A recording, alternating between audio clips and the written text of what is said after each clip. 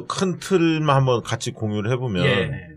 우리가 2주 전이 굉장히 중요했죠. 그게 이제 4월 10일 예. 월요일 날이었죠. 2주 맞나요? 전이요? 2주 전이면? 오늘 네. 며칠이죠? 24일. 맞습니다. 그렇죠, 그렇죠. 예, 예. 그때 일제히 여론조사 결과가 발표됐습니다. 그래서 네. 일부는 안철수 후보가 역전하는 조사도 나왔고요. 네. 또 문재인 후보가 앞서는 결과도 있고 그래서 상당히 접전 양상을 띈다. 그래서 그게 4월 4일 아니었나요? 아니 한 4월 10일경입니다. 예. 네, 10일 4월 경. 4일 날 내일신문과 그거는 양자대결에서 이렇게 양자대결에서. 만들어준 거고 예. 다자구도에서도 다자에서도 오차범위로 엎어진 들어왔다. 결과들이 나왔다. 두세 개 나왔었죠. 4월 10날 월요일 날 예. 여론조사 발표되면서 네. 그러면서 그 한 주를 어떻게 보내느냐가 굉장히 중요했죠. 예. 네. 그 한 주가 15, 16일 날이 후보 등록일이었고 예. 17일 날 그 다음 주 월요일이 선거운동이 시작되는 날이었습니다.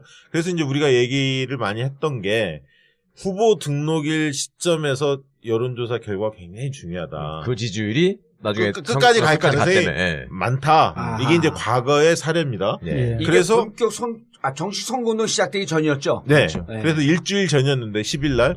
그러면서 이 추세대로 간다면 골든 크로스가 일어날 거다. 안철수의 급부상이 일어났던 시점이었기 때문에. 예. 근데 그로부터 2, 3일이 굉장히 중요했는데 예. 사실은 문재인 캠프에서는 초비상이 걸렸죠. 왜냐하면 그렇죠. 전날, 일요일 날, 월요일 날 조사 결과가 대충 들리지 않습니까? 예. 기자들 통해서 돌았죠. 돌았습니다. 그래서 그런데 마침 그때 일요일, 토요일 날 문재인 후보가 17군데인가 19군데 언론사 인터뷰가 다 잡혀 있었어요. 토요일 날, 일요일 날. 예. 그러면서 언론사 인터뷰를 다 한 거예요. 그때. 그러면서 정권 교체 아니다. 안철수가 집권하면. 그러면서 각을 세웠고요. 그러면서 안철수가 되면 40석짜리 국정운영 할 수 있겠느냐. 국민의당 그러니까 가지고. 일부러 차별화를 하려고 선명하게 그렇게 네, 굉장히 지적을 한 거구나. 예, 예. 굉장히 방어막을 세게 치고 프레임을 세게 걸었죠. 아니 예, 그리고 사실은. 내용적으로 40석이면 누구하고 손을 잡아야 되는데 민주당하고 손을 잡고 왜 경쟁을 해요? 아니 그때 되면 정계 개편이 일어난대잖아요. 그래서 그러니까 이제 조금, 그래요? 한 번도 보지 못한 그러니까- 새로운 정치가 벌어진다고 그랬는데. 그러니까 일각에서는 징하네.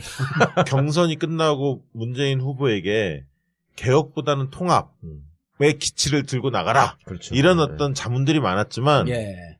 문재인 후보께서 그때 적폐청산, 예. 개혁, 음. 그다음에 정권교체 이 전선 기조가 맞다. 계속 밀고 나가야 한다라는 것을 본인이 예. 언론 인터뷰를 하면서 쫙 말씀을 하신 거예요, 사실은. 그러고 월요일 날 딱 맞이한 거예요. 근데 여론조사 결과가 막 그렇게 나오니까 문재인 캠프에서 지금 난리가 난 거죠. 아하. 기조를 바꿔야 한다. 별 얘기들이 다 나올 거 아닙니까? 내버수당탕탕했지. 예. 예. 그런데 후보가 그렇게 딱 전선을 딱 치니까 일단 좀 지켜볼 수밖에 없었던 거고 그러면서 이제 며칠 갑니다. 며칠 가는데 그 와중에 이제 국민의당의 이제 실점들이 계속 나옵니다.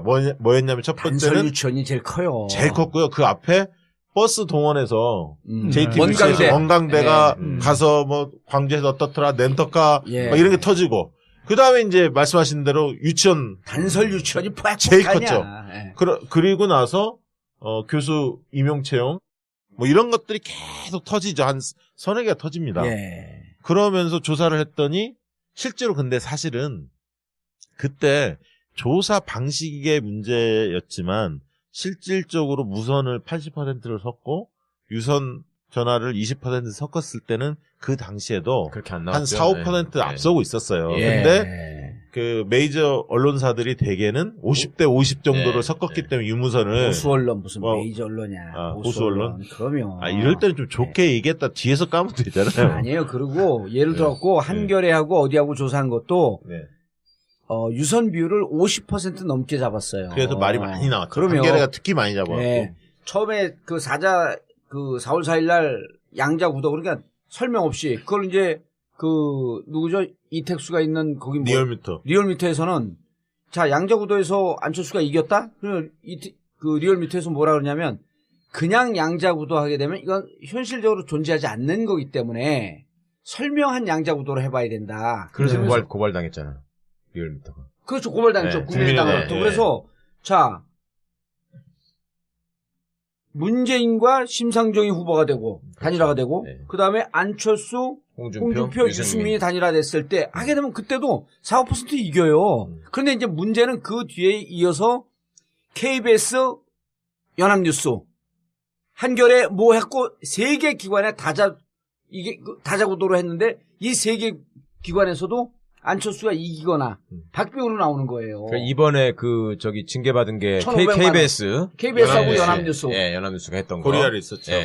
그게 이제 정말 이상했다는 거예요. 4월 8, 9 이제 이때 조사했던 그때 나온 겁니다. 그때 나온 말이에요. 것이에요. 예. 6%인가 4% 근데 한겨레도 항변을 하던데 우리는 쭉 그렇게 그 비율로 해왔기 때문에 추이를 알려주려고 한 거지. 추이를 알려주면 이제까지 추이를 보여줘야죠. 왜 지금 나온 결과만. 아니 근데 사실 정확하게 학설로 입증된 건 없지만 그동안 했던 관례로 본다면 우선이 한 80% 이상 들어가는 게 상식적이에요. 그렇죠. 사실은. 근데 이제 제가 그래도 저희 업계 얘기니까 저희 업계 잘했다는 건 아니지만 저희 업계가 어딘데요? 양조업계? 이를테면은 그러니까 유무선 비율은 그 각사가 1회만 할 때는 따질 수 있어요. 근데 이제 매번 똑같은 비율로 했다면 그냥 그렇게 조사하는 데는 그런가 보다. 그렇게 봐줄 필요가 있어요. 그러니까 딱 그거 한번 해가지고 근데 이를테면 그동안에 유무선을 이렇게 8대2로 섞다가 갑자기 이번에 그 시기만 5대5로 섞었다. 그렇죠. 그러면 문제가 있는 거예요. 근데 지금 근데 한겨레가 그렇게 나오니까 옳다구나 하고 이제 조선일보가 갔다가 막 나발을 보니까 나온 걸 조선일보에서 인용을 해버렸잖아요. 기사를. 아니 그리고 요즘에는 그것을 또 시장하는 곳도 생겼어요. 그러니까 왜냐하면 겁나는 게 당장 한 20일 있으면 15일 있으면 대선 결과가 발표될 나오는데, 텐데 이 엉터리 조사했다가는 두려움이 있거든. 공포감이 있는 거예요, 사실. 언론사 입장에서는. 정권이 바뀌는데. 그렇기 때문에 슬며시 5대5로 했다가 8대2 쪽으로 서서히 이렇게 바뀌는 곳도 있습니다, 사실은. 그리고 이제 재밌는 게 사실은 변화가 있을 때 그 조사 결과를 선행적으로 해서 변화를 짚어내고 싶은 욕망들은 있어요. 세상을 앞을 미리 보고 싶은 욕망. 기술을 걸어보고 싶은 거죠. 근데 아까 말씀하셨듯이 갑자기 양자 대결로 가는 거는 그거는 그냥 그러니까 만약 설정이 뭐냐면 그 사람 다른 후보들이 죽는 거예요. 그렇죠. 단일화도 아니고 그냥 죽는 거야.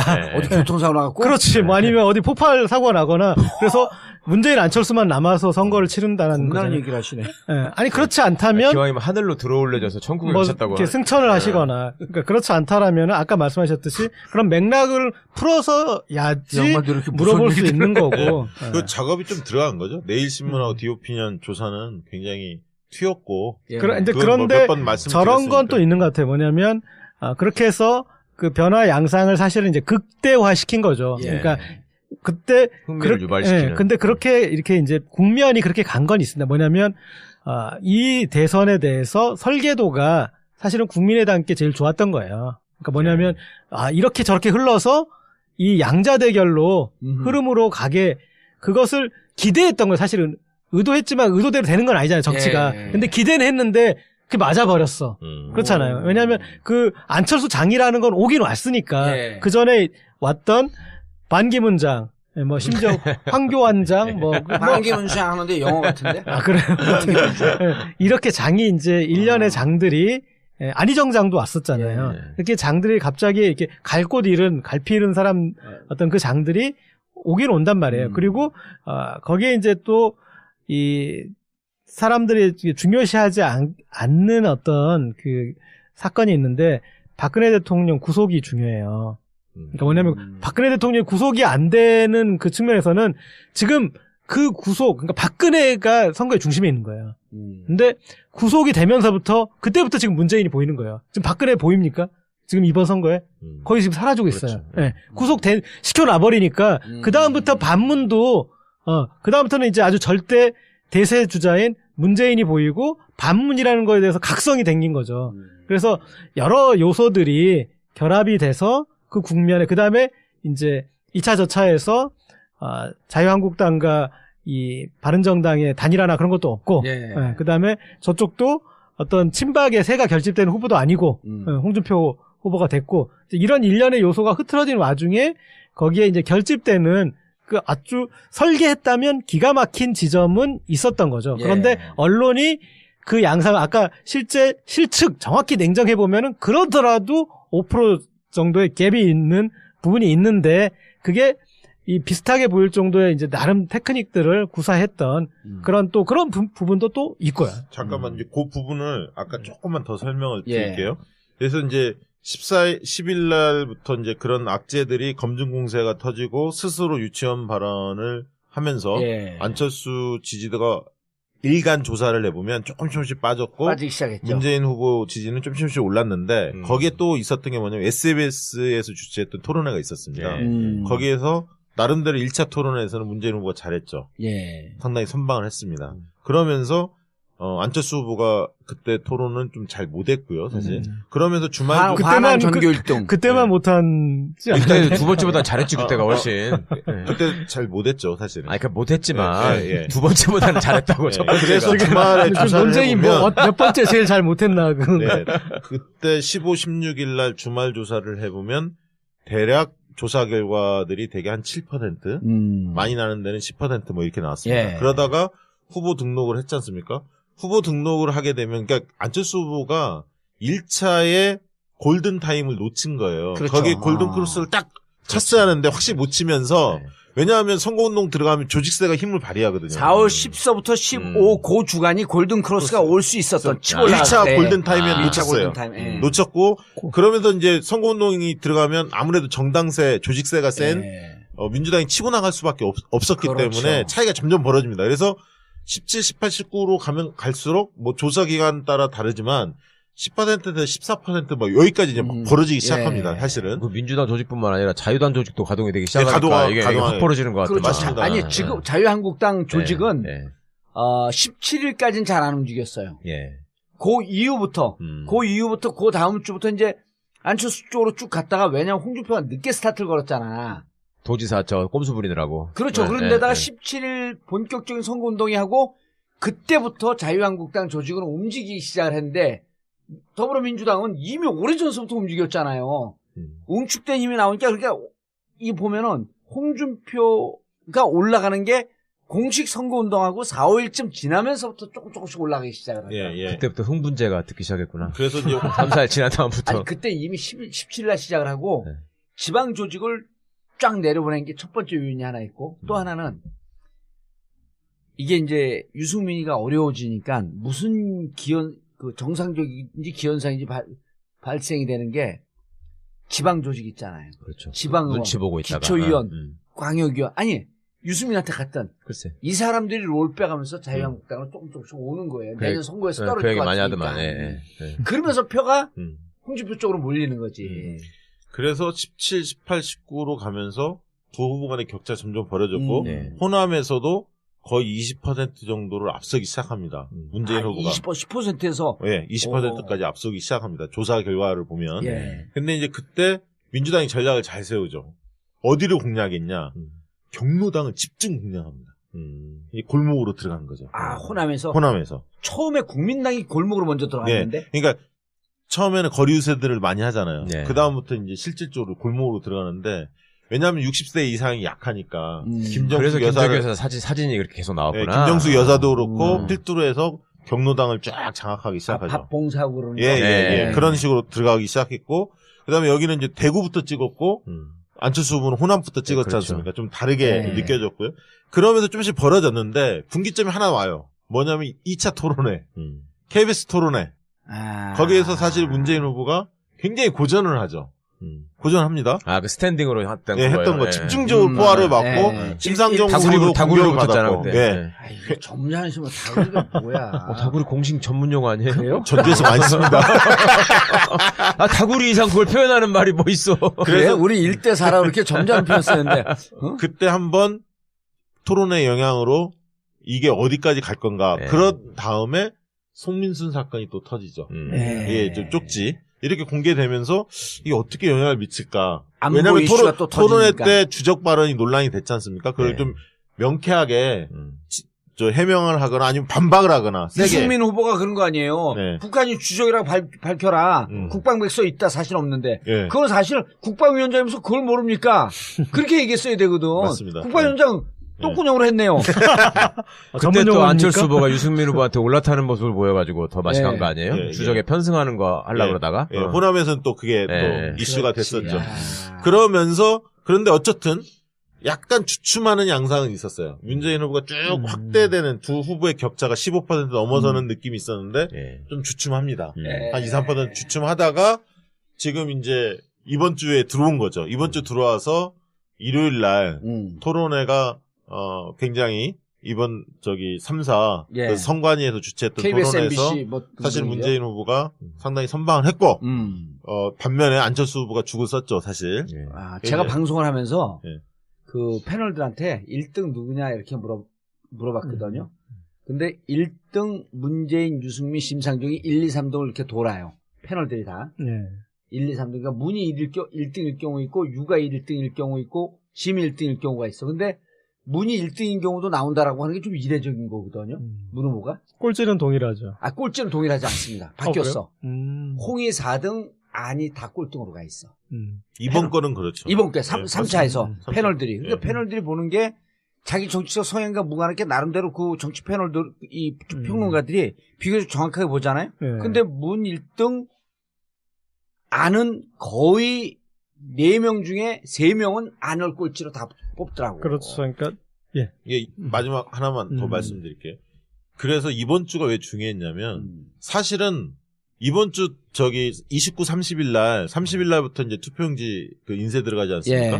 29일 날 사실 선거는 끝나는 겁니다. 왜냐하면 다음 주 월요일부터 5월 1일부터는 연휴가 끼어있고 사전 투표하고 이제 사실 마음을 다 굳히는 거거든요. 그럼 남은 일주일밖에 안 남았는데 사실상은 마지막 어떻게 보면 2차 골든타임이 사실은 안철수 후보한테 온 거예요.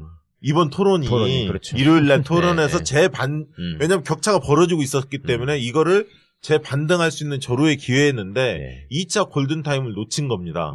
때문에 자력으로 후보 단일화 없이 연대 없이 자력으로 안철수 후보가 치고 올라가거나 역전을 하기에는 굉장히 좀 어려운 상황이 지금 놓였죠. 물론 이제 JTBC 토론 25일 날 그다음에 28일 날 또 경제 토론이 있습니다. 오늘이죠. 오늘이죠. JTBC. 오늘. 이제 이런 토론회가 약간의 변수는 있습니다. 하지만 실제로 해보면 토론회가 후보 지지도에 미치는 영향은 거의 한 2% 정도가 안 돼요. 그 크죠. 그게 빈집에 소통하는 건데. KBS 토론 터지면서 문재인 후보 지지층도 일부 부동층이 빠지는 게 보여요. 2차 토론 때? 2차 토론 때. 아까 송민수 건 뭐 이런 것도 있었지만 근데 실질적으로 안보 이슈는 크게 영향을 별로 안 미쳤어요. 왜냐하면 문재인 후보 지지층 같은 경우는 그런 부분들에 대한 철진한 색깔 공세에 대해서 이미 많이 단련됐던 분들이고 그래서 크게 흔들리진 않았고요. 오히려 안보 이슈가 딱 터지니까 보수층이 헷갈렸습니다. 그러니까 일부는 또 홍준표 후보가 그걸 TV 토론에서 전쟁 위기를 막 고조시키면서 보수층 결집을 계속 호소하지 않습니까? 일부 먹혔거든. 먹었지. 그리고 안철수 후보는 우왕좌왕하고 그 부분에 있어서 행보가 그렇기 때문에 믿음직한 모습을 못 보여주고 하기 때문에 보수층이 약간 흔들리는데 오히려 문재인 후보 지지층은 상당히 견고한 편이었어요. 크게 많이 흔들리지 않았다는 거죠. 이제 그런 상황이었고 이제 남은 변수는 일요일 날 토론은 어디 토론이었죠? 선관위 토론이었어요. 선관위 토론. 1차 토론이었죠. 남은 변수 가기 전에 이제 한번 여기까지 해놓고 근데 저는 그 2차 토론 때 KBS 토론 때 다구리 토론 때 1대4 엉겹결에 폭력결 쫓아가네. 근데 그때 사실 주적 논쟁이 있었잖아요. 주적 논쟁과 주적으로 끝나지 않고 햇볕 정책이 있었는데 그때 나는 그 이후에 호남에서 무슨 발표를 하냐면 철수 산악회가 있어요. 철수 산악회 호남 지부가 사진으로도 있습니다. 철수 산악회 호남 지부가 안철수 지지를 철회하면서 철수하면서 해체해버렸어요. 아니 문재인 지지를 선언했어요. 그러니까 산악회도 해체하겠다 그랬어요. 산악회도 해체. 이름이 철수 산악회니까 해체를 해야지. 그걸 철수하지 말라. 근데 그게 뭐냐면 주적 발언에 대해서는 잘 몰라 사람들이. 그런데 거기에 뭐가 물려 들어갔냐면 햇볕 정책이 물려 들어갔잖아요. 호남 분들한테 햇볕 정책은 부인할 수 없는 역사의 성과고 김대중 대통령 존재를 부인하는 거거든. 이것과 애매모호하고 또 햇볕 정책 계승자라고 했던 박지원이가 아무 얘기도 없는 거야. 그냥 어찌 뭐 햇볕 정책을 뭉개는 듯한 발언한 거 아니에요? 그래서 나는 대통령 골로 보냈다고 그 소리를 해버렸는데 아무 얘기를 안 한 게. 그리고 그러니까 나는 그래서 나는 이게 첫 번째 단설 유치원 발언이 있었거든요. 두 번째 골든타임 역전을 다시 치고 올라갈 수 있는 반등할 수 있는 그 고비에 햇볕 정책 갖고 스스로 무너진 거예요. 저는 이제 그 안철수 후보의 지지율이 선명하게 빠진 대목들이 있지 않습니까? 그러니까 주부층, 여성층에서 쑥 빠졌어요. 그 다음에 TK 보수 지역에서 쑥 빠졌고 호남에서도 쑥 빠졌단 말이에요. 예. 그러면 그게 삼쑥이야? 이 쑥 빠진 데서 주목을 하자. 근데 일단은 정책에 대해서는 정무적으로 판단을 해야 돼요. 예. 그렇잖아요. 그런데 유치원 단설 유치원 발언과 그 다음에 학제 개편은 정무적으로 실패한 정책이거든요. 정무와 정책 다 실패한 거죠. 예. 그렇죠. 그러니까 거기에 그런 정책을 했을 때 유권자들은 자기 이해관계에 대해서 생각해보잖아요. 그런데 그 중에 누구라도 애를 키우는 사람이면 그런 식으로 가서 사립유치원장 발언하더라도 정작 애 키우는 사람들한테 그 얘기 했다가는 욕먹는다라는 얘기를 해줬어야 되는 거고, 예. 그리고 수가 없죠. 학제 개편이었을 때, 학제 개편 한다 그러면은, 이 학제 개편하면은, 그렇게 1학년이 두 번 될 때, 그때 피해보는 학생, 그 어떻게 설명할 것인가, 이거 엄청 혼란 초래할 수 있다, 이런 판단들을 해서 했어야 되는데 그걸 못 했었잖아요. 그러니까 그런 거에서 스스로 자기가 뭐 잘못을 저지른 것도 아니고, 그런 정무적인 판단을 못한 정책을 던졌다가,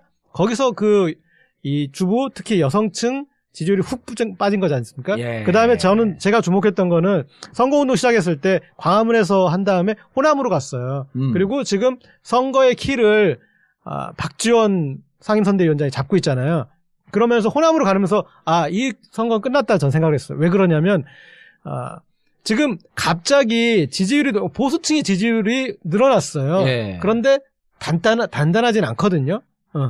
그리고 대구로 갔어야 된다. 근데 호남으로 갔으면 이 보수 지지자들에게 나는 호남의 아들이라고 선언한 거지. 계속 지지하실지 생각해 보시라고. 예. 그러다가 또 그 호남의 대표주자들이 가가지고 지역감정 발언을 쏟아내지 않았습니까? 그러다 보니까 거기에서 본인이 저는 어떤 생각을 했냐면 문재인 후보가 호남으로 갔어야 맞다. 왜냐하면 호남에서 전투를 벌이면 호남의 맹주 다툼을 하고 있구나라고 전국적으로 이렇게 이 호남을 두고 다투면 이 선거는 문재인 후보가 이긴다 생각을 했어요. 그런데 문재인 후보는 사실 대구를 갔어요. 그리고 뭐 대구 간 게 쟤는 그렇게 이득도 아니었던 것 같아요. 왜냐하면 지표에서 그렇게 늘어나거나 그러지 않았잖아요. 그런데 무덤을 팠죠. 그리고 저는 그 박지원 안철수가? 그렇죠. 네. 그리고 박지원 의원 대표나 이런 사람들이 정동영 안 보였어야 돼. 예. 호남이 안 보였어야 돼. 왜냐하면 갑자기 늘어난 게 보수 지지가 늘어났는데 너무 열심히 하신 거지. 그다음에 김대중 뭐 골로 갔다라느니 골드 크로스를 만들었는데 골로 가는 크로스를 만들어 버렸잖아요. 그렇게 되고 그러면서 보수 지지층이 그다음에 이제 아까 얘기했듯이 홍준표가 이제 보이기 시작하잖아요. 네. 그러면서 이제 어떤 정체성을 그리고 거기로 갈 수밖에 없는 표였는데 홍준표 후보가 제 몫을 찾아갔단 말이에요.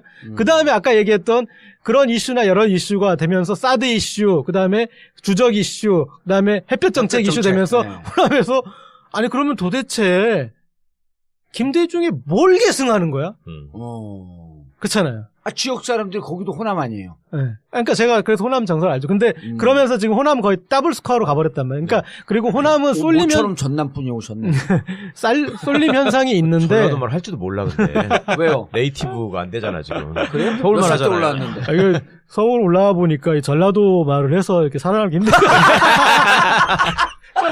이게 경상도 전국고 오면 살아남아. 경상도 사투리는 주류어예요, 주류어. 네. 근데 이게 여기 호남 사투리는 술 마시면서 우리는 뭐예요? 그러면 우리는 어떻게 살았다는 거예요? 그냥 한번 해봐. 여기 왔으니까 온 집에 한번 털고 가.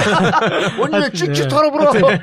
어쨌든 그렇게 이제 이렇게 봐서, 그러니까 저는 제가 봤을 때 그 세 군데가 지금 빠졌잖아요. 근데 빠진 데가 명확한 이유가 있더라고요. 그다음에 근데 그 명확한 이유가 없는 지금 충청 지역, 약간 충청 지역은 생각보다 좀 버티고 있어요. 제가 그 부분에 얘기를 해볼게요. 일단 충북에서 이긴 사람이 대통령 그동안 얘기했죠. 근데 충북 그 청주 KBS 방송국에서 조사를 했잖아요. 예, 40명인가 충북 사람만 아, 안심번호로 최초 안심번호. 제대로 했네. 그 자기들이 안 한 것만 갖고 공표가 안 되니까. 아, 우리 한 거는 비공표라니까요. 아, 참. 그걸 우리한테 하나라도 얘기를 해봐. 얘기를 안 하죠. 거기서 한 6%포인트 정도를 문재인 31대 후보가 36. 앞선 예. 결과가 발표가 됐는데 그래요? 제가 이 얘기를 좀 드리고 싶어요. 저는 이제 지금 고 기자님 말씀하신 거 동의를 하고요. 대부분 다 동의하고 다른 면을 이 얘기를 해볼게요. 일단은 안철수 후보가 역시 호감도가 좋잖아요. 호감도가 높잖아요. 근데 예. 호감도가 최근에 조금씩 떨어졌어요. 아까 흠집들이 많이 났죠. 검증 공세에서. 예. 근데 이 호감도가 그 확장력의 바로미터라고 우리 얘기를 많이 했지 않습니까? 그렇죠. 예. 근데 이게 지지도로 연결되려면 중간에 뿌리치가 하나 있습니다. 그게 뭐냐면 영어를 전라도 사투리 전화하니까 깜짝 놀랐는데 뿌리치가 그게 뭐냐면 대통령감이라는 이미지가 있어야 돼요. 네. 그래야 지지도로 갑니다. 그러니까 저 사람은 좋은데 저 사람이 대통령감이야? 이 부분에 대한 퀘스천 마크가 있어요. 경선 때까지는 괜찮았어요. 안철수 후보의 최대 약점은 이 부분입니다. 실질적으로 사람들을 만나서 물어보면 대통령감이 누구냐라고 물어보면 지지는 안철수를 하지만 대통령감이 그렇죠. 누구냐 하면 손을 안 들어요. 아하. 안철수에 대해 자신 있게 못 듭니다.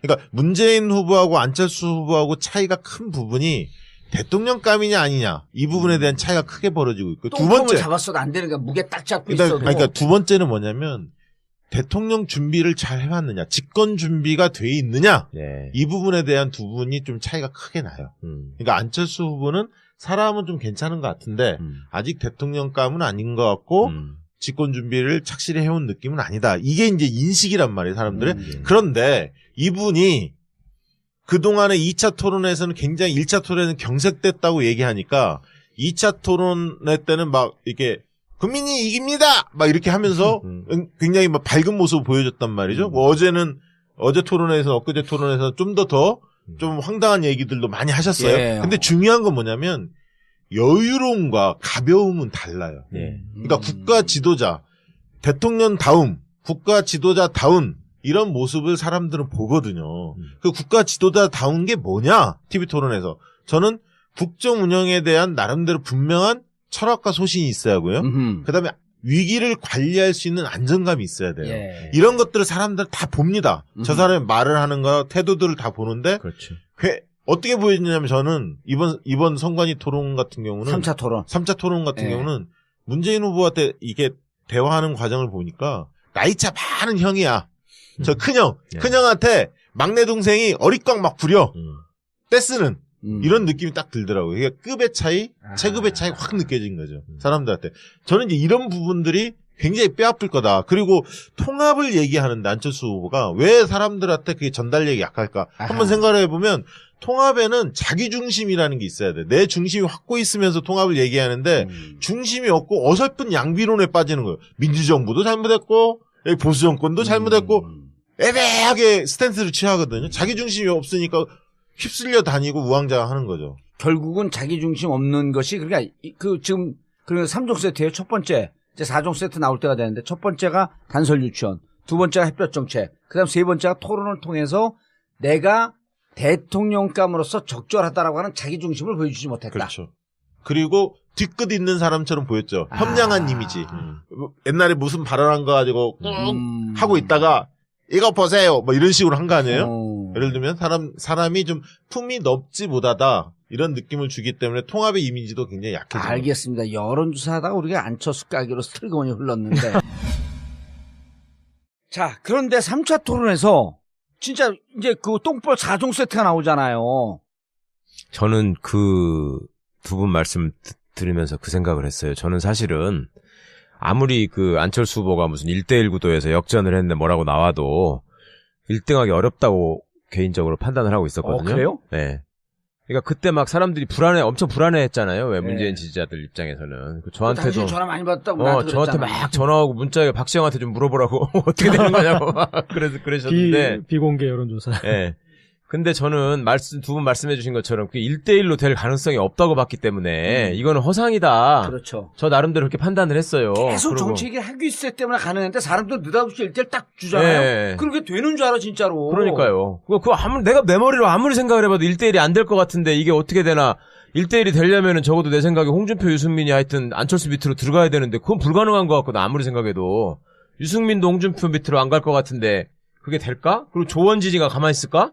그 생각을 해서 저는 안 될 거라고 생각을 했기 때문에 저는 혼자 개인적으로 안철수 후보가 말하자면 새로운 어떤 정치 세력의 이미지에다가 갈 곳 없는 보수의 지지까지 합치게 되면 나름 의미 있는 지지율까지는 갈 것이다 라고 생각을 하고 그게 한 30%쯤일 것이다. 예, 그게 한계일 것이다. 예. 그렇지만 저는 개인적으로 의미가 있다고 생각을 했어요. 왜냐하면 대구 경북에 말하자면 그냥 묻지마 박정희 지지, 묻지마 박근혜 지지, 묻지마 새누리당 지지 이런 분들이 어쨌거나 생각을 하기 시작을 했고 그래서 그 사람들이 야당을 지지해보는 경험을 한다는 게 길게 봐서 나쁘지 않은 거 아니냐라고 생각을 했어요. 근데 그게 순진한 잘못된 생각인지는 모르겠는데 하여튼 그렇게 생각을 해서 저는 안철수가 차라리 홍준표를 이번에 완전히 그러니까 10%도 못 받게 해가지고 거기 파산시키는데 기여를 하면 이 사람은 새 시대에 큰 기여를 하는 거다라고 생각을 하고 있었는데 토론을 하면서 너무나 못 보여주더라고. 아니 그러니까 나는 이상한 게 난 진짜로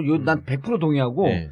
만약 저 같았으면 문재인 표를 뺏어보면 자기가 올라갔을까? 왜냐하면 문재인이 그 대권 부동 1등으로 독주하고 있을 때 이 사람 8%에서 12%였었어요. 네.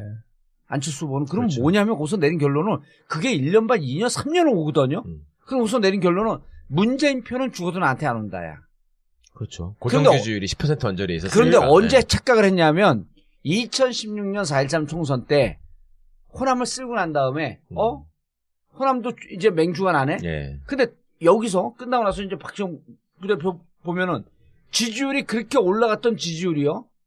총선 끝나고 나서 줄줄 빠져갖고 더불어민주당과 국민의당이 호남에서 50대 50 대등한 관계로 간 게 총선 끝나면 몇 개월 지난 다음에 바로 대등한 관계로 갔어요. 예, 그 언론 기획 기사도 아니 총선 때 이렇게 압승했던 데가 왜 1대1 구도로 갔지? 이 기사가 계속 쏟아져 나올 때도 자기는 여전히 8% 10%였었어요. 12%? 네.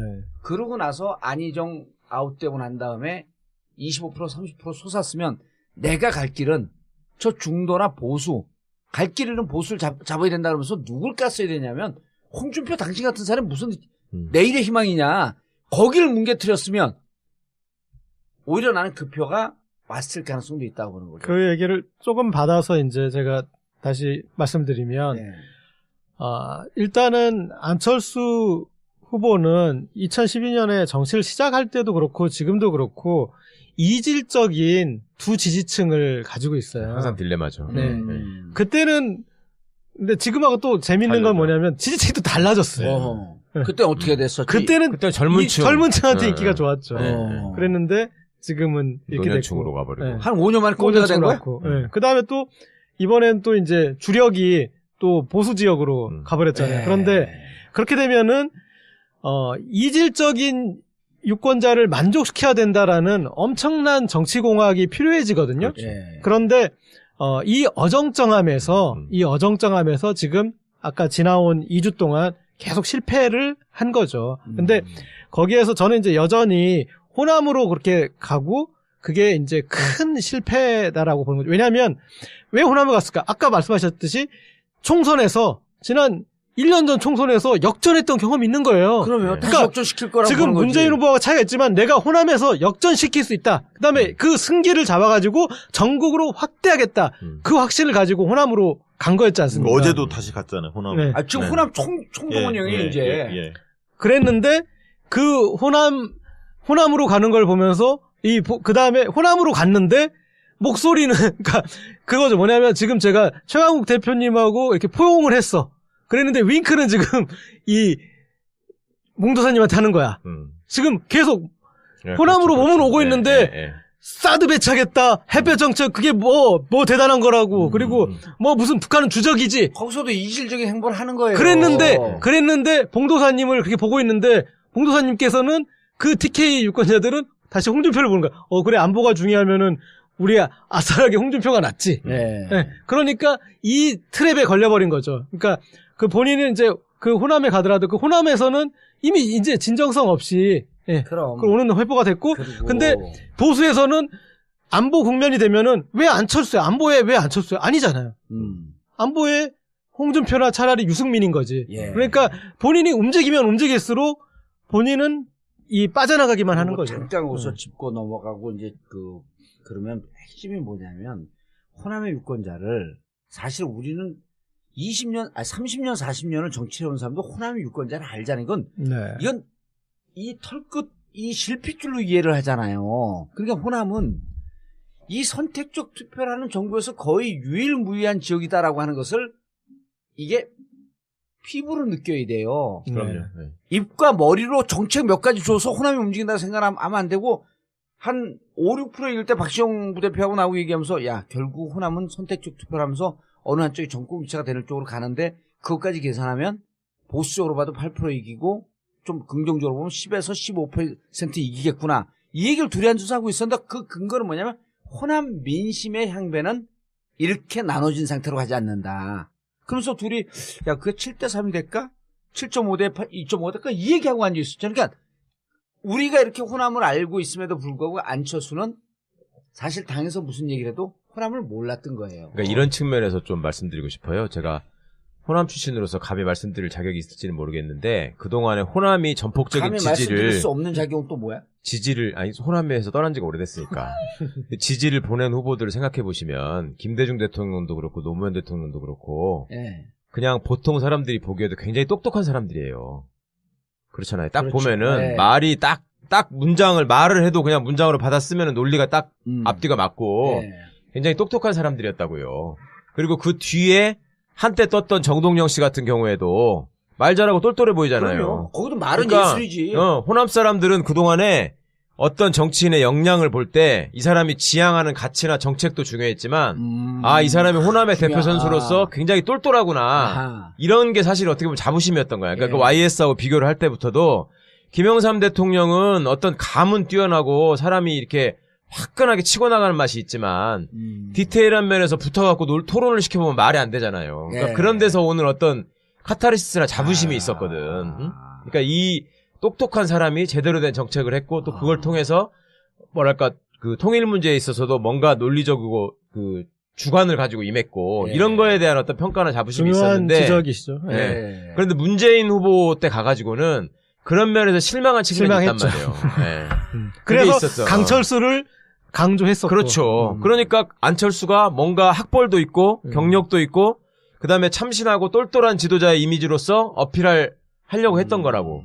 그리고 거기에 이제 어쨌거나 호남의 9세대 세력들이 몰리긴 했지만 간판을 바꿔달고 새로운 세력이처럼 보이니까 문재인 대표는 반신반의하면서 노무현보다는 좀 덜 똑똑한 것 같은데 그러면서 어쨌거나 지지를 했는데 네. 안타깝게 졌잖아요. 네. 그러니까 이럴 거면은 저 똘똘한 사람이 하나 있을 수 있으면 지지를 해봐야 돼 이렇게 생각을 했는데 예. 보면 볼수록 아닌 거지 이게. 보면 볼수록 아니고 이게 누구 편인지도 모르겠고 뭔 소리 하는지도 모르겠고 그래서 제가 지난번 때 한번 우스갯소리로 뭐 대선 때 그간에 절치부심하면서 당도 만들고 많이 준비했다고 생각을 했는데 목소리밖에 준비를 안 했다.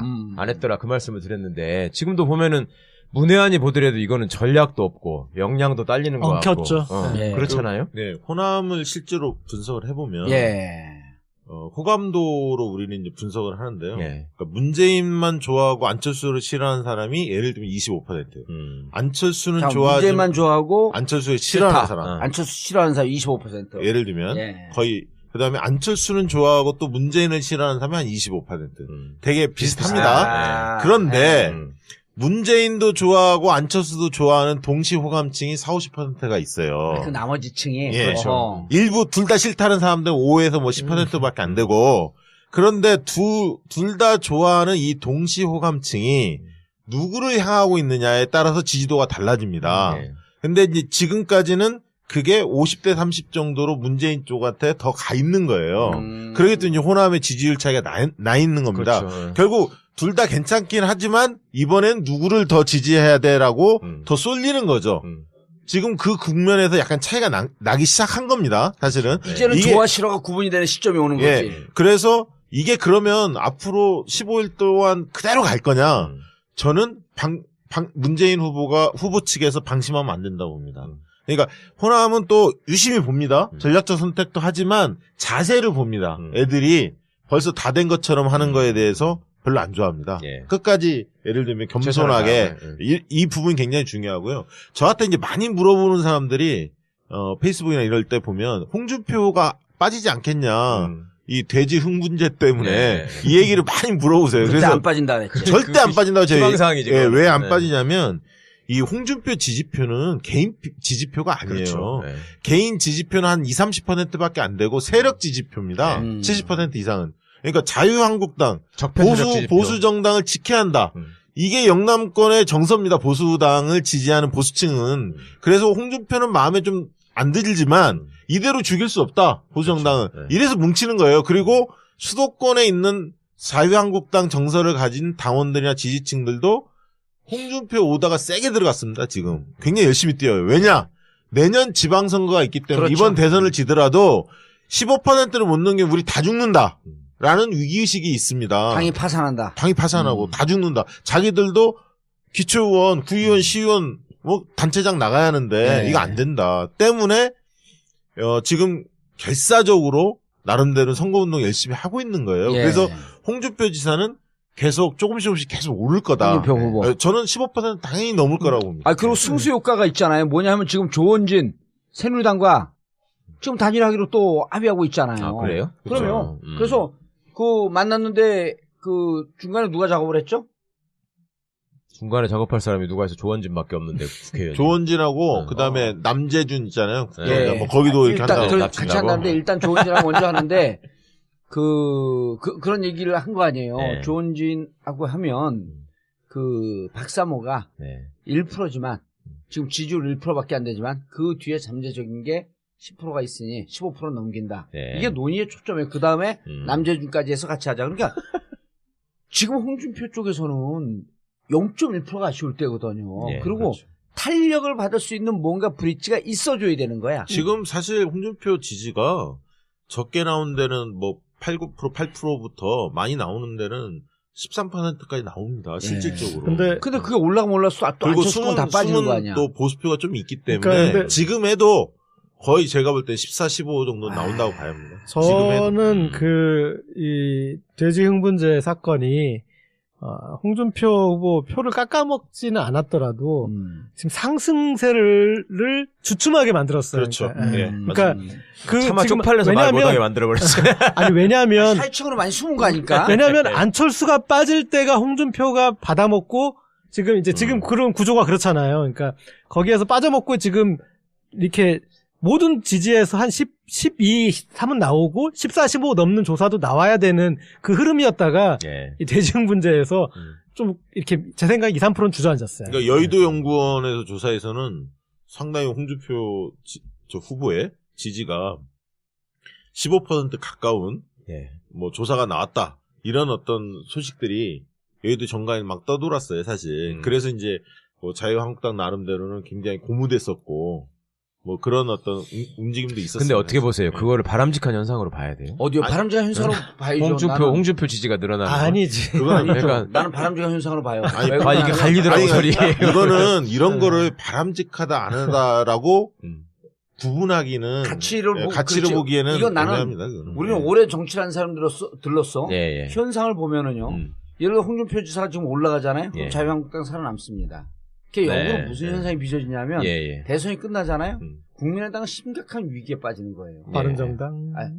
아니 바른정당은 말할 것도 없고 정치적 분석을 이렇게 하시더라고요. 예, 그러니까 국민의당이 심각한 위기에 빠지면서 그리고 실질적으로 예. 국민의당의 당과 더불어민주당의 당과 당은 대립과 갈등 혹은 분열돼 있을 양상은 되지만 예. 일단 지지층은 겹쳐 있어요. 그렇죠. 예. 그 다음에 인적 구성원도 겹쳐 있어요. 그러면 이 민주당이 예. 집권을 하게 되면 네. 1차 협치, 네. 1차 연정의 대상이 누가 되겠습니까? 정의당 되죠. 네. 그다음 또 누가 그다음에 되겠어요? 국민의당이죠. 국민의당이란 말이에요. 근데 그렇죠. 국민의당의 네. 다수가 아니라 국민의당의 적폐 세력들이 있어요. 그렇죠. 누구냐 하면 더불어민주당에서 2016년 총선을 앞두고 분탕질에 당을 흔들면서 네. 분탕질 갖고 나갔던 네. 의원들이 있어요. 예. 그분들이 대다수인데 예. 그렇지 않은 사람들도 묶여 있거든요. 예. 그분들 중에 지금 신인으로 정치 데뷔한 사람들, 예. 그런 의원들, 이 초선 의원들은 부득불 민주당과 함께 할 수밖에 없는 세력이고 그렇죠. 상층부의 적폐 세력은 털어내야 되는 거예요. 그럼 저는 이번 기회에 홍준표가 도약하는 것이 아주 우리 사회를 위해서 바람직하진 않지만 어쨌든 한번 우회하는 측면에서 의미가 있다라고 하는 게 국민의당이 이쪽과 함께 갈 수 있는 여지는 넓어지고 자유한국당하고 2018년에 경쟁을 합니다. 그럼 제일 경쟁자가 자유한국당이 돼요. 자유한국당은 그때도 적폐 세력입니다. 그렇죠. 그래서 2018년 때 지방선거에서 자유한국당을 완전히 누르면서 새로운 국민의당과도 일부 세력과 함께하고 정의당과도 함께하고 그래서 진보 진영의 블록을 단단하게 해놓을 때 중앙정부와 지방정부를 잡고 2018년서부터 개혁 드라이브가 세게 걸릴 것이다. 그러니까 일단은 자유당이 2등 정도 원전에 머무는 게 좋다. 전략적으로. 저는 15% 넘어서 죽지 않고 살아남아야 된다고 보는 거예요. 여기에 저는 조금 다른 의견인데요. 일단 방송 끝내죠.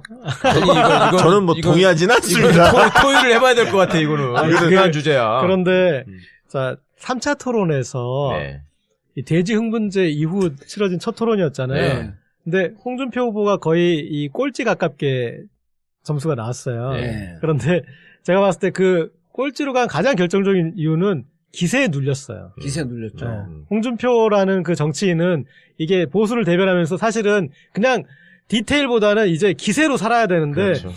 계속 처음에 나오자마자 심상정 후보가 말싸다기를 그냥 아랑 날려버리면서 난 당신하고는 말도 섞지 않겠다라고 해보면서 그게 그 앞에 두 번의 토론하고 한번 비교해 보면은 나올 텐데 이제 그 기세에 눌렸는데 안철수 후보가 거기서 또 살려주잖아요.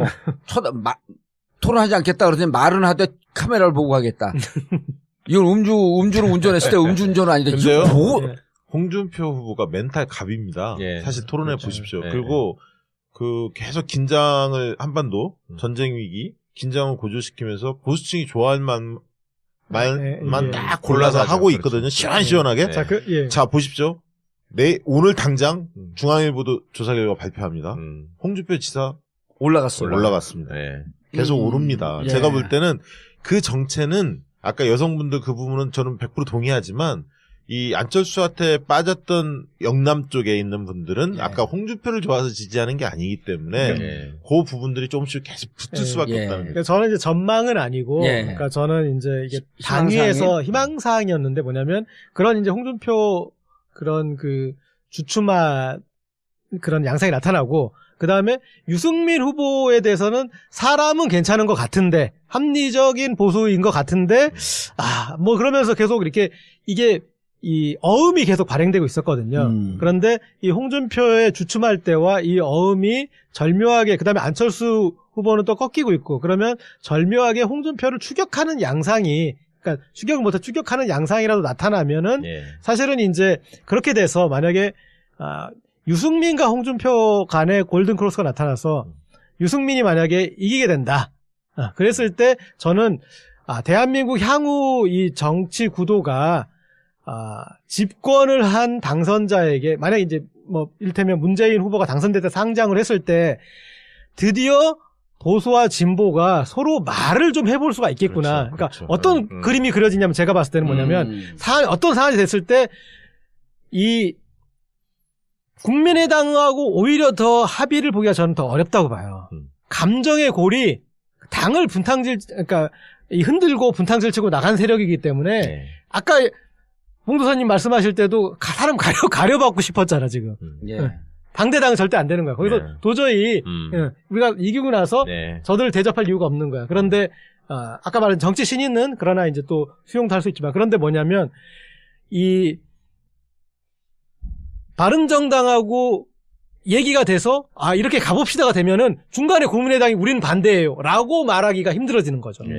그 사안에 대해서는. 그러니까 개혁 과제를 이 바른정당이 동의를 해주고 그리고 바른정당은 내년 지방선거까지 국면은 지금은 어쩔 수 없이 적폐가 됐었고 이렇게 되면은 반성 국면이고 그렇다면은 우리가 저들하고 같이 그러니까 그리고 이미 스탠스는 배신자 스탠스가 돼버렸잖아요. 그러니 차라리 이런 이제 그렇게 그 국면에 그 어떤 허니문 기간을 가져가지고 갔을 때 이 지금 다당제 상황에서 그리고 단독 이 정부가 안 되는 상황에서 다음 당선자에게 이 그림이면 정말 해볼 만한 그런 게 되지 그런 생각을 했었죠. 유승민 얘기 나왔으니까 한마디만 좀 보태면요. 그러니까 유승민이 왜 지지율이 안 올라가느냐.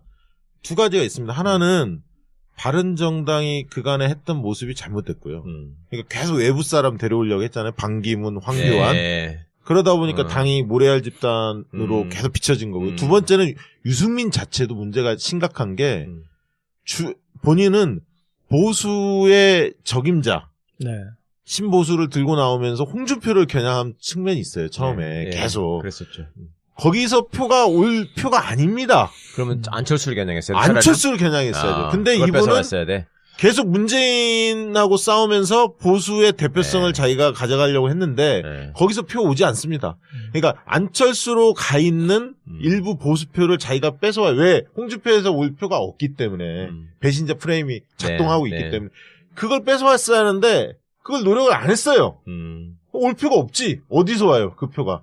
아니 그러니까 선수들이 보는 거하고 또 분명히 다를 텐데 저는 사실은 고 기자님 같은 입장에서 많이 생각을 했었거든요. 그러니까 아까도 말씀드렸지만 이게 문재인 후보가 가장 유력한 대통령 후보인 것이고 당선될 가능성이 제일 높은 상황에서 이미 이제 선거는 어느 정도 나는 이긴다고 생각을 했고 그 뒤까지도 생각을 해야 된다. 책임 있는 집권 세력으로서. 그러려면 첫째가 소위 적폐 세력이 이번 선거를 통해서 저는 진짜로 완전히 몰락해버리는 걸 좀 보고 싶었었어요. 그래서 정말로 아까 우리 고 기자님 말씀하신 것처럼 내가 보수를 지향하는 입장이라고 하더라도 도저히 내가 저 홍준표 같은 후보, 자유한국당 세력을 더 이상 지지하는 거는 내 스스로도 좀 너무 아닌 것 같다. 너무 창피하고 저 사람들은 아무리 봐도 민주주의를 할 만한 사람이 아닌 것 같다. 이런 생각을 저는 좀 느껴주기를 바랬고 그래서 유승민의 역할, 그러니까 최소한 홍준표가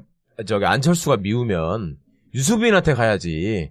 그게 홍준표한테 가는 건 나는 너무 좀 슬펐어. 그리고 조금만 더 얘기할게. 그래가지고 저는 길게 가면은 결국은 그렇게 해서 홍준표로 대표되는 자유한국당 세력, 소위 그 구시대에 구악이 쌓여있는 적폐 세력들이 그대로 몰락을 하고 그 다음에 좀 선거가 치러지는 와중에 문재인 진영이 어떻게 보면 상대적인 우세를 감안해가지고 소위 지지자들도 안철수 후보 측 지지자들도 전략적으로 저쪽하고 손을 잡아서 우리가 집권을 하는 게 좋지 않겠냐는 생각을 하는 사람들이 있지만 그렇다고 해서 적폐 세력하고 손잡고 청산을 하지 말아야 된다 이런 사람들은 또 많지 않거든요. 그리고 기본적으로 원래 민주진영의 지지를 갖고 있었던 사람들이잖아. 생각이 약간 달랐던 것이지. 그리고 새로운 시대로 접근하는 방식이 달랐던 건데 그게 왼수가 되지 않고 끝나고 나서 같이 손을 잡고 거기다가 바른정당까지 얹혀가지고 정말로 앞으로 해야 될 개혁이 얼마나 많습니까? 적폐청산이. 근데 그게 현실적으로 국회 의석이 그렇게 안 되는데 불가능한 일이잖아요. 그러니까 그 생각을 하면서 좀 지지자들 간에 못 박는 얘기 좀 안 했으면 좋겠다 생각을 했는데 이건 그게 아니더라고 막. 그럼요. 와 정말 이게 전쟁이 붙으니까. 대선은 전쟁입니다. 이 친문 친한 여기 붙는 거는 왼수 이상이더만 정말로. 나는 잠깐만 덧붙이면 아까 이제 제가 국민의당과 연정을 할 수밖에 없다라고 하는 것 그다음에 여기까지는 동의를 해도 홍준표의 자유한국당이 약진하고 15% 넘는 거 이런 거는 동의할 수 없다는 저는 이게 동의와 무관하게 현실이죠. 그렇죠. 현실이고요. 저는 여기에서 출범하는 새로운 정부가 수를 좀 잘 둬야 되는 게 정말 이번에는 새로운 정치 개편과 정치 구도를 놓을 수 있는 절호의 찬스가 될 수 있을 거예요. 국민의당은 어차피 같이 할 수밖에 없는데 이제 보수가 분열돼서 바른정당이라고 하는 새로운 보수의 희망이라고 하는 이 정당의 맹활을 보여준 거거든요. 난 이쪽하고는 정책적 연대를 할 수 있는 틀을 잡아야 된다고 봐요. 안보 문제에 대해서 문재인 대통령이 되면 실질적으로 북한과 대화하기 위해서 미국하고 먼저 협의하겠다 그러잖아. 나 이 자세 좋다고 봐요. 그리고 제일 먼저 북한 먼저 가겠다 그랬는데 그거보다도 미국 먼저 가야죠. 그리고 이 안보 부분에 대해서 아주 안정감 있는 자세를 주는데 이때 안보 문제를 사드라고 하는 민감 문제를 빼면서 바른정당과 이 부분에 대해서 스탠스 같이 맞춰나가는 거예요. 다만 사드 문제는 최순실이 한 것 같으니 지금 한번 다시 의논을 해보자. 그리고 사드 문제가 중국 문제를 갖고 허심탄회 얘기하면서 이슈를 세컨 아젠다로 좀 빼놓으면서 안보와 한미 혈맹 관계, 한미 동맹 관계를 같이 가자라고 하면서 이쪽을 오히려 홍준표 쪽하고 멀리 뛰어내는 작용을 나는 새로운 정부에서 할 수 있는 여지가 생겼기 때문에 다행이라고 보는 거예요. 그 대목에서 제 질문이 뭐냐면요. 저는 이게 홍준표가 자유한국당 이번에 몰락했으면 좋겠다라고 생각을 한 게 이 사람들은 어쨌거나 대통령이 바뀌고 나면 그다음부터는 발목 잡게 할 거 아니야. 지방선거 때까지. 끝까지 방해하면서 전국이 제대로 못 굴러가게 만들어가지고 자 저렇게 됐으니까 우리를 지지해달라 이렇게 나올 놈들이거든. 그렇게 그러니까 그쪽에서 당연히. 그런데 지금 이번에 자유한국당이 어쨌거나 15% 이상을 받았고 살아남으면 바른정당이 와야 될 것 같은데? 그래가지고 자유당이 오히려 바른정당이 뿔뿔이 흩어지죠. 더 개기는 거 아니야? 아까 박시영 저도 통으로 안 움직이고 뿔뿔이 흩어지는데 그쪽에 보수에 참신한 가치를 세웠던 사람들이 이쪽과 연정할 수 있는 가능성은 생긴다고 보는 거죠. 박시영 부대표 아까 지적을 했잖아요. 그러니까 왜 안철수 표를 뺏어와야 되는데 안철수와 싸워야 되는데 안 싸울까? 그러니까 유승민 후보도 통밥이 있는데 그걸 모르진 않아요. 근데 지금 제대로 공격을 못 하고 있는 거거든요. 그것은 자기를 둘러싼 세력이 나중에 국민의당과의 어떤 연대를 그런 것들을 그림을 그리고 있기 때문에 내가 저렇게 안철수 공격을 해서 우리가 이제 이 파토가 나버리면은 그 사람들은 정말 갈 데가 없다. 행동을 해버릴 수가 있거든요. 움직여버릴 수가 있고. 그리고 아까 말씀하신 뿔뿔이 흩어지는 것도 현실이 될 수. 그러니까 그러니까 이 유승민이라는 그 정치인은 그런 잔걱정이 좀 많은 그런 이제 그런 잔계산, 잔걱정 많은 스타일의 정치인인데 제가 유승민이라면 자 이번 대선에 당선되는 건 아니잖아요. 그런데 이 당선은 안 되는데 엄청나게 어음이 지금 자기한테 쌓이고 있잖아요. 마치 노무현 전 대통령이 당선되지 않는 지역 감정을 해소하기 위해 그렇게 했던 것처럼 지금 자산은 많아요. 그럼 내년 지방선거에 봉도사님이 유승민이라면 어디 나가겠어요? 출마 지역을? 네. 호남 나간다는 거예요? 아니죠. 유승민 수도권으로 나가야지. 서울시장 나가죠. 제가 유승민이면 다음 목표 타겟은 서울시장이에요. 국회의원인데? 저는 안 될 것 같은데요? 아니, 이를테면. 아니. 이제 지점을 그렇게 잡고, 그래서, 근데 저는, 이렇게 이제 현실은, 이번에 5개 정당은 이제 각계약진이에요. 각계약진이기 때문에, 저는 문재인 캠프에서 조금만 머리를 잘 쓰면, 그리고 이거 좀 통쾌하게 받아들이면, 홍준표 살아나라는 거예요. 왜냐면, 홍준표가 몰락하고 유승민과 대립구도로 가는 건 더 골치 아파요. 이게 선명해지지 않으니까. 그럼요. 그래서 홍준표는 살아남아서 정말 대한민국 너무 문재인이 싫은 구도를 그게 아니라 대한민국을 생각하셔야죠. 대한민국 생각한다니까 수구 존재라고 하는 것이 이게 어떻게 벼랑을 지금 가면요. 이거 아니에요. 그 TK 가면 분위기가 떨어져도 홍준표. 안 돼도 홍준표. 현실은 현실이죠. 그나마 홍준표. 그다음에 유승민은 뭔지 알아요? 배신자 유승민. 이 구도가 있기 때문에 저 보수가 이 정도의 충격으로 나는 이게 뿌리를 뽑지 못할 거라고 보기 때문에 몇 번의 선거를 거치면서 이 수구 정당이 대한민국에서 뿌리를 박을 수 없는 이 검증이 계속 가야 된다고 보는 거예요. 그러니까 대구 경북에서도 지금 조사해 보면 거의 3명이 각추천을 벌여요. 실제로 조사를 해보면 문재인, 안철수, 홍준표. 각추천을 벌입니다. 나중에 홍준표 후보가 좀 더 지지를 많이 받을 가능성이 있지만 문재인 후보도 25에서 30%는 돼요. 왜냐하면 세대 투표가 있기 때문에 가능합니다. 제가 이제 이 얘기를 좀 드리고 싶은데요. 우리가 이번 선거가 팽팽한 게임이 될 수도 있지만 굉장히 싱거운 게임이 될 수도 있잖아요. 실질적으로. 그렇죠. 단일화가 안 되면 굉장히 싱거운 게임이 될 수도 지금은 있습니다. 싱거운 방향으로 가고 있어요. 지금 현재 이제 그쪽 방향으로 좀 가는 느낌이잖아요. 자, 생각해 봅시다. 일부는 문재인 후보한테 박스권에 갇혔다고 계속 얘기합니다.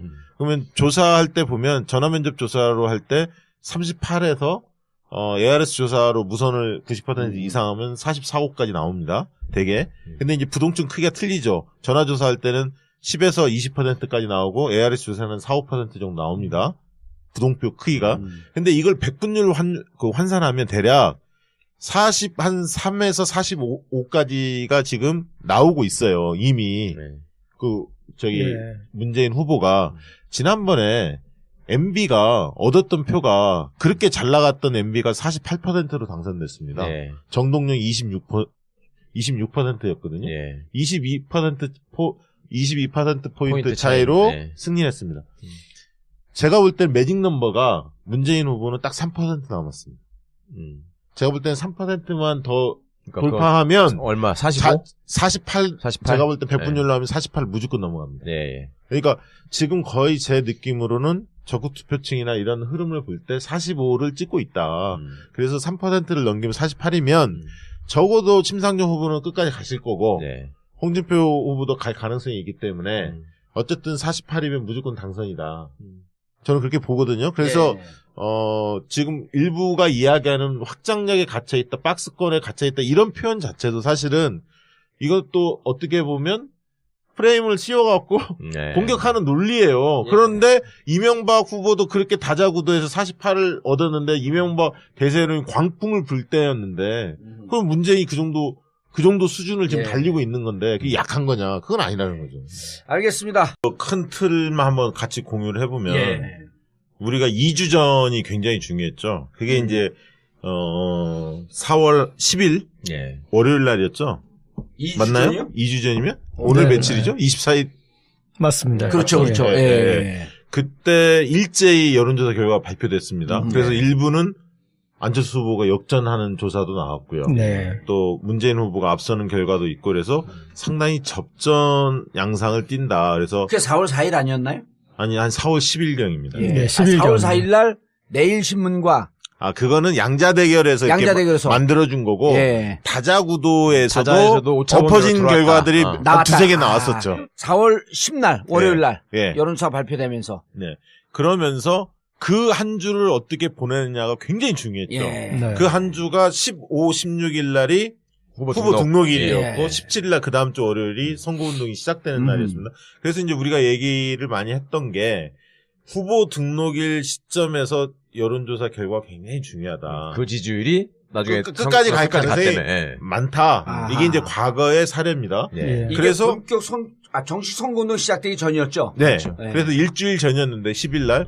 그러면서 이 추세대로 간다면 골든 크로스가 일어날 거다. 안철수의 급부상이 일어났던 시점이었기 때문에. 근데 그로부터 2, 3일이 굉장히 중요했는데 사실은 문재인 캠프에서는 초비상이 걸렸죠. 왜냐하면 전날, 일요일 날, 월요일 날 조사 결과가 대충 들리지 않습니까? 기자들 통해서 돌았죠.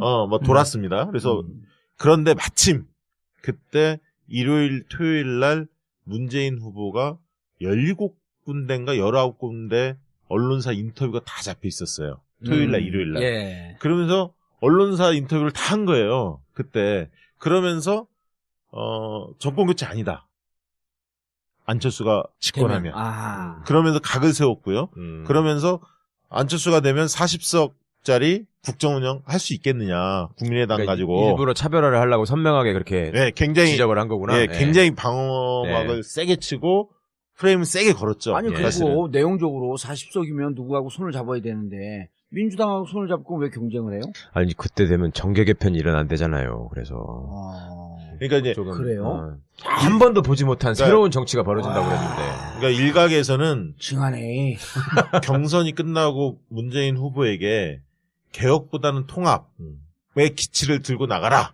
이런 어떤 자문들이 많았지만 문재인 후보께서 그때 적폐청산, 개혁, 그다음에 정권교체 이 전선 기조가 맞다. 계속 밀고 나가야 한다라는 것을 본인이 언론 인터뷰를 하면서 쫙 말씀을 하신 거예요, 사실은. 그러고 월요일 날 딱 맞이한 거예요. 근데 여론조사 결과가 막 그렇게 나오니까 문재인 캠프에서 지금 난리가 난 거죠. 기조를 바꿔야 한다. 별 얘기들이 다 나올 거 아닙니까? 우당탕탕했지. 그런데 후보가 그렇게 딱 전선을 딱 치니까 일단 좀 지켜볼 수밖에 없었던 거고 그러면서 이제 며칠 갑니다. 며칠 가는데 그 와중에 이제 국민의당의 이제 실점들이 계속 나옵니다. 뭐였냐면 첫 번째는 단설 유치원이 제일 커요. 제일 큰 사 입장에서는 정권이 바뀌는데.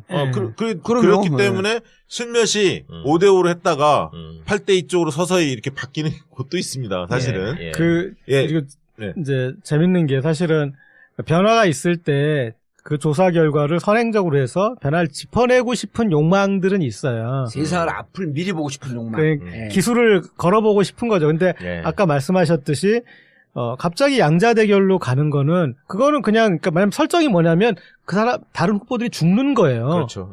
단일화도 아니고 그냥 죽는 거야. 네. 어디 교통사고 나갖고. 그렇지. 뭐 아니면 어디 폭발 사고가 나거나. 그래서 문재인 안철수만 남아서 선거를 치른다는 겁나는 거잖아요. 얘기를 하시네. 예. 아니 그렇지 않다면 기왕이면 하늘로 들어올려져서 천국에 뭐 미쳤다고. 이렇게 승천을 하시거나. 그러니까 그렇지 않다라면 아까 말씀하셨듯이 그런 맥락을 풀어서야지 양반들 이렇게 물어볼 수 무슨 있는 거고. 예. 그 작업이 좀 들어간 거죠. 내일신문하고 디오피니언 조사는 굉장히 튀었고. 예. 근데 그건 그런데 뭐 몇번 말씀드렸으니까. 저런 건 또 있는 것 같아요. 뭐냐면 그렇게 해서 그 변화 양상을 사실은 이제 극대화 시킨 거죠. 예. 그러니까 그때 흥미를 유발시키는. 근데 그렇게 이렇게 이제 국면이 그렇게 간 건 있습니다. 뭐냐면 이 대선에 대해서 설계도가 사실은 국민의당께 제일 좋았던 거예요. 그러니까 뭐냐면 이렇게 저렇게 흘러서 이 양자 대결로 흐름으로 가게 그것을 기대했던 거예요. 사실은 의도했지만 의도대로 되는 건 아니잖아요. 정치가. 예. 근데 기대는 했는데 그게 맞아버렸어.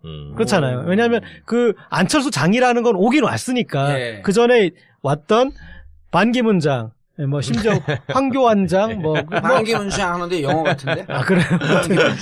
이렇게 장이 이제 일련의 장들이 안희정장도 왔었잖아요. 예. 이렇게 장들이 갑자기 이렇게 갈 곳 잃은, 갈피 잃은 사람 어떤 그 장들이 오긴 온단 말이에요. 그리고 거기에 이제 또 이 사람들이 중요시하지 않는 어떤 그 사건이 있는데 박근혜 대통령 구속이 중요해요. 그러니까 뭐냐면 박근혜 대통령 구속이 안 되는 그 측면에서는 지금 그 구속, 그러니까 박근혜가 선거의 중심에 있는 거예요. 근데 구속이 되면서부터 그때부터 지금 문재인이 보이는 거예요. 지금 박근혜 보입니까? 지금 이번 선거에 거의 지금 사라지고 있어요. 그렇죠. 네. 시켜놔 버리니까 그 다음부터 반문도 그 다음부터는 이제 아주 절대 대세 주자인 문재인이 보이고 반문이라는 거에 대해서 각성이 생긴 거죠. 그래서 여러 요소들이 결합이 돼서 그 국면에 그 다음에 이제 2차 저차에서 자유한국당과 이 바른정당의 단일화나 그런 것도 없고, 예. 그 다음에 저쪽도 어떤 친박의 세가 결집되는 후보도 아니고 홍준표 후보가 됐고 이런 일련의 요소가 흐트러진 와중에 거기에 이제 결집되는 그 아주 설계했다면 기가 막힌 지점은 있었던 거죠. 그런데 예. 언론이 그 양상 아까 실제 실측 정확히 냉정해 보면은 그러더라도 5% 정도의 갭이 있는 부분이 있는데 그게 이 비슷하게 보일 정도의 이제 나름 테크닉들을 구사했던 그런 또 그런 부분도 또 있고요. 잠깐만 이제 그 부분을 아까 조금만 더 설명을 예. 드릴게요.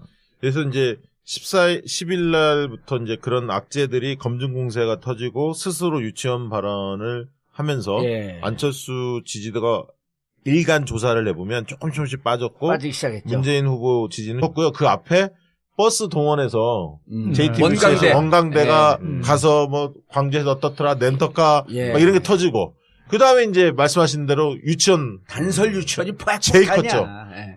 그리고 나서 교수 임용 채용 뭐 이런 것들이 계속 터지죠. 한 서너 개가 터집니다. 예. 그러면서 조사를 했더니 실제로 근데 사실은 그때 조사 방식의 문제였지만 실질적으로 무선을 80%를 섞고 유선 전화를 20% 섞었을 때는 그 당시에도 그렇게 안 한 나왔죠. 4, 5% 네. 앞서고 있었어요. 예. 근데 그 메이저 언론사들이 대개는 50대 50 정도를 네. 섞었기 네. 때문에 유무선을 보수 언론 무슨 뭐, 메이저 언론이야. 보수 언론? 그러면 이럴 때는 좀 좋게 얘기했다 뒤에서 까면 되잖아요. 아니에요. 그리고 예를 네. 들었고 한겨레하고 어디하고 조사한 것도 네.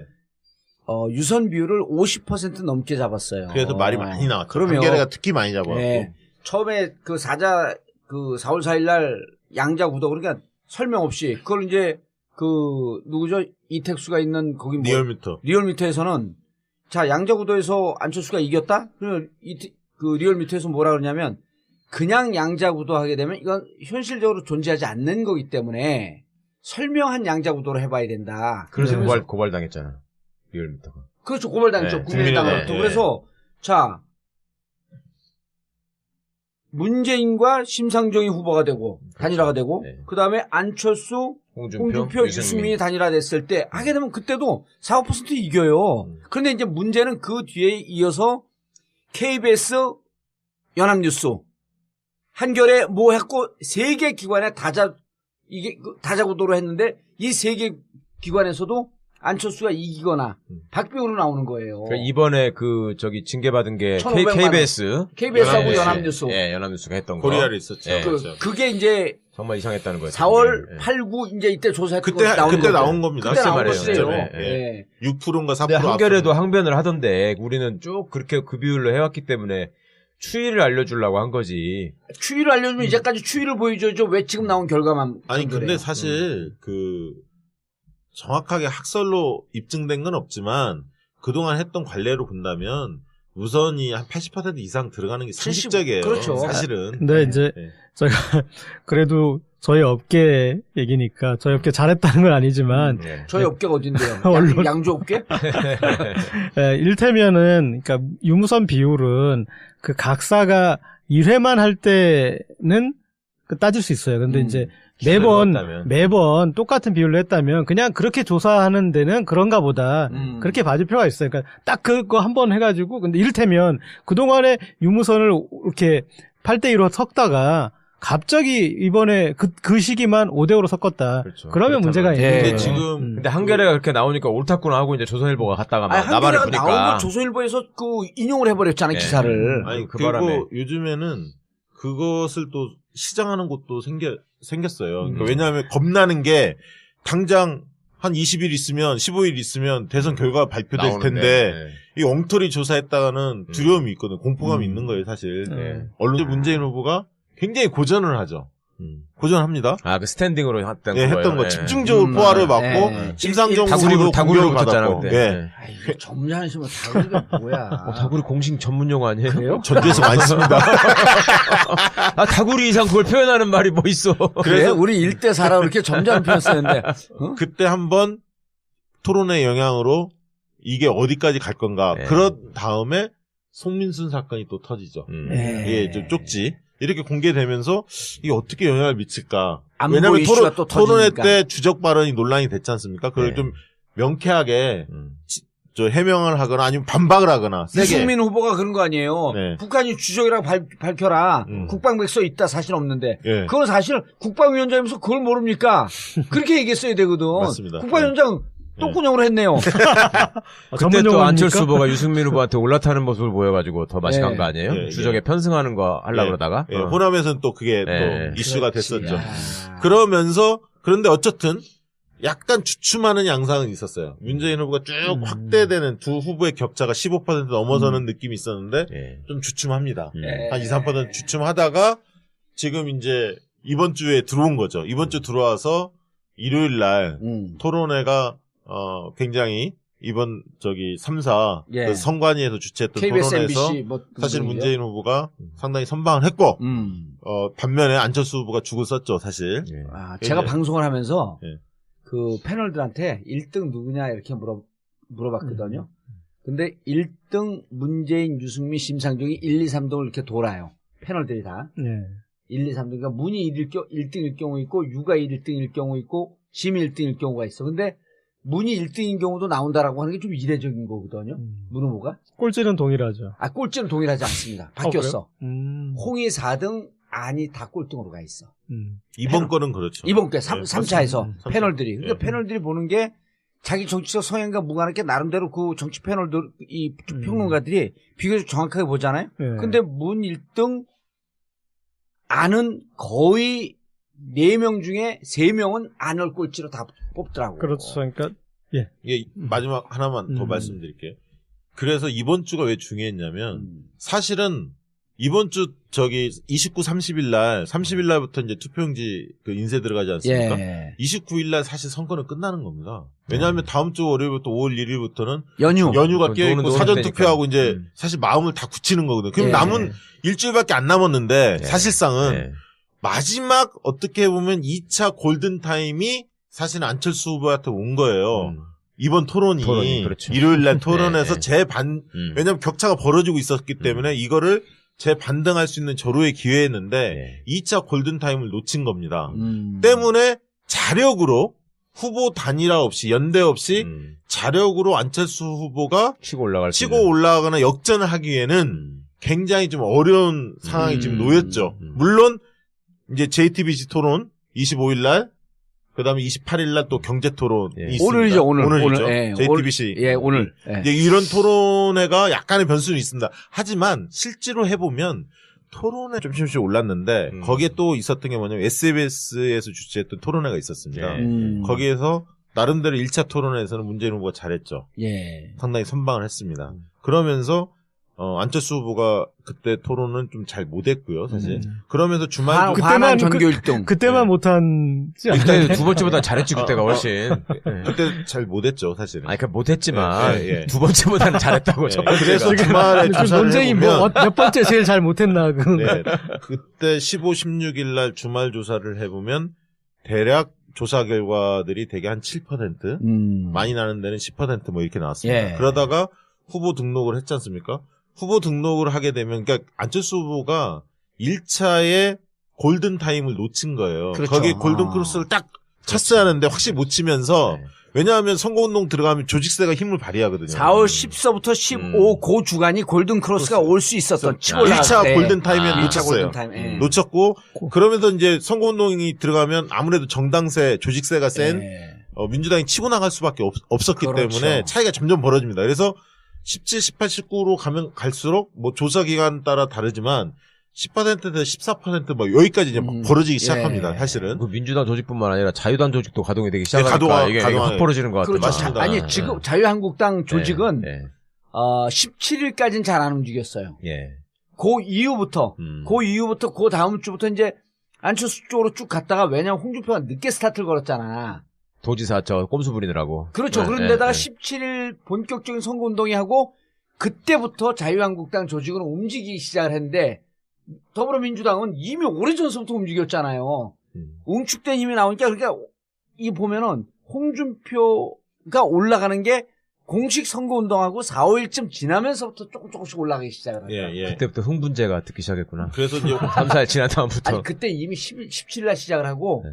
지방 조직을 쫙 내려보낸 게 첫 번째 요인이 하나 있고 또 하나는 이게 이제 유승민이가 어려워지니까 무슨 그 정상적인지 기현상인지 발생이 되는 게 지방 조직 있잖아요. 그렇죠. 지방 의원, 눈치 보고 있다가. 기초의원, 광역의원 아니 유승민한테 갔던 글쎄. 이 사람들이 롤 빼가면서 자유한국당으로 조금씩 오는 거예요. 내년 선거에서 떨어질 그 얘기 것 많이 같으니까. 하더만. 예, 예. 그러면서 표가 홍준표 쪽으로 몰리는 거지.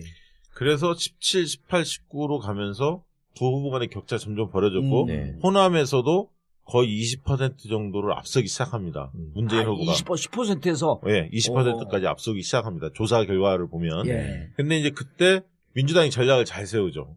어디를 공략했냐? 경로당을 집중 공략합니다.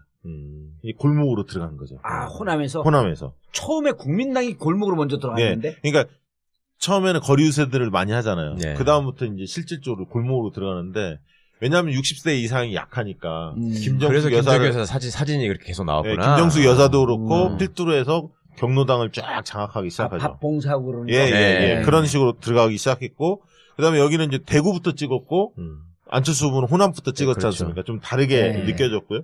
그러면서 좀씩 벌어졌는데 분기점이 하나 와요. 뭐냐면 2차 토론회, KBS 토론회. 아. 거기에서 사실